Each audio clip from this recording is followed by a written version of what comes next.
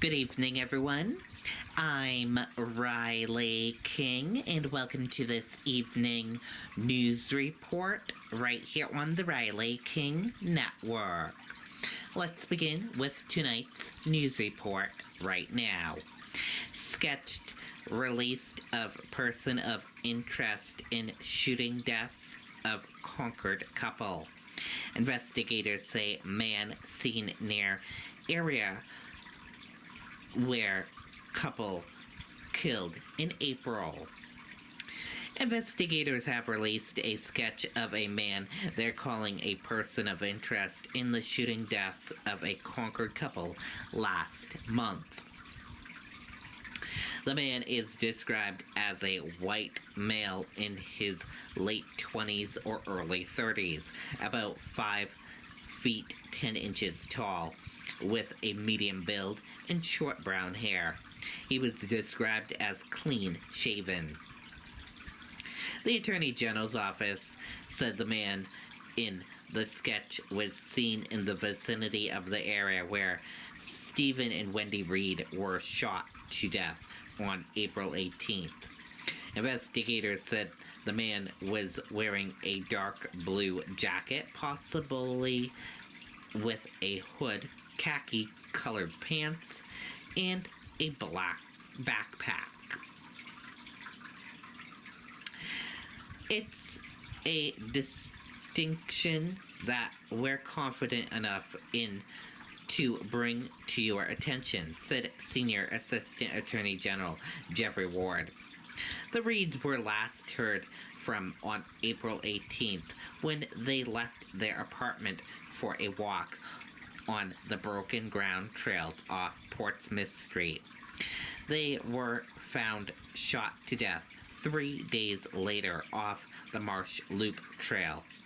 A person of interest is someone who the police believe may have information related to the crimes as either a witness or a suspect, Ward said. Investigators haven't said how they got the man's description or whether they believe the killings were random. They also won't comment on a possible motive, citing the need to protect the integrity of the investigation. At this stage, it's important that there's information that's only known to investigators and to the killer, Ward said. That allows us to consider the credibility and evaluate the credibility of information that comes in and to prevent any witness tampering. A reward of $33,500 is being offered for information that leads to an arrest. Anyone with information should call 603-226-3100. Much of the reward, $20,000, was donated by an anonymous donor who has pledged the funds for only those who come forward with information within the next 60 days. Observantly, we hope that it will be important for anyone who has, for whatever reason, held back at this point to come forward with any information that they may have with any information about this individual distinctive in this sketch, Ward said.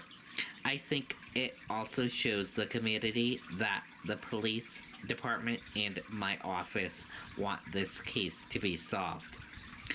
Ward said more than 170 tips have come in about the shootings, and he said many of the tips have been helpful.